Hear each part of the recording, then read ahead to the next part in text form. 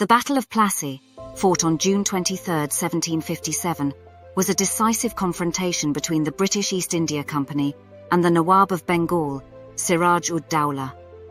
This battle marked the beginning of British colonial rule in India and changed the course of Indian history. In 1756, Siraj-ud-Daulah succeeded his grandfather as the Nawab of Bengal. He was displeased with the British East India Company's influence in Bengal and their attempts to strengthen their fortifications in response to the French threat in the ongoing 7 Years' War.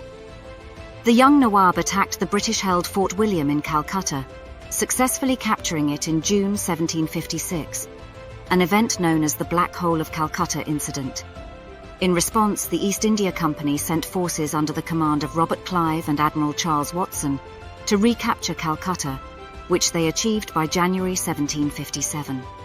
Clive then sought to assert the company's influence over Bengal and found an opportunity in the form of Mir Jafar, one of Siraj-ud-Daulah's commanders.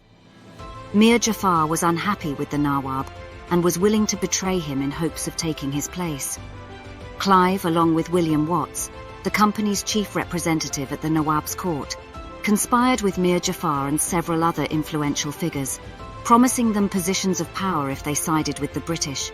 This pact was known as the Treaty of Alinagar. On June 23, 1757, the two forces met at Plassey, near Calcutta.